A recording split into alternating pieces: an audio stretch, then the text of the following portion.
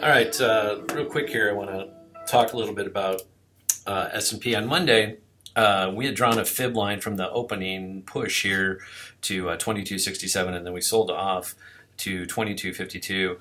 So I drew a fib from the high to the low Monday midday, and it showed kind of this area again, 2265, that if we got over 2264, that value area, we could possibly, run to not only the high of the day, which was at 67.50, but I'm going to show the projections of what the fib projected out. And you can see right here, we've almost stopped. We stopped yesterday on the 161.8 line, which was 22.77. That's really where we paused yesterday, although we traded above 80.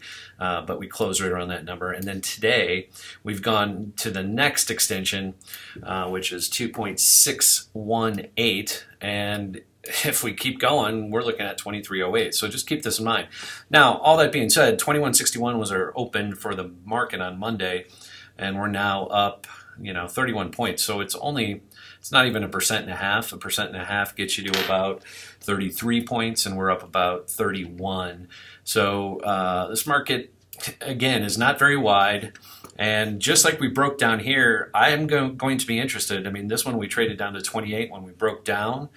And extended lower here, and then the next day we gapped up and returned back to the scene of the crime. So today it does look like we're going to close above, again, the scene of the crime being 2280-ish.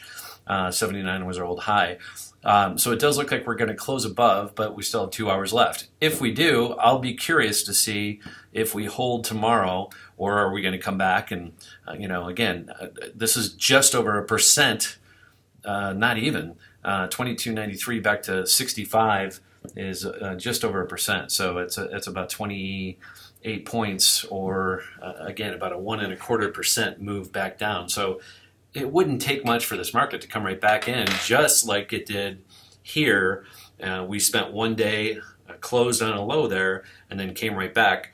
2 days later, we were right back to the scene of the crime. So today's Wednesday. Will we do the same thing, which is break out, fake out, take them all out, and then come back to the middle, and then everybody look at each other again like, now what?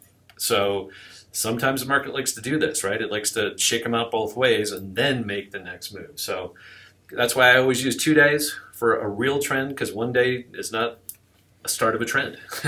2 days makes a start of a trend, but one day does not. So that's why I use a 2 day close. So are we going to close higher? Are we going to stop here at 2293? We're going to go up to 2308, possibly 2318.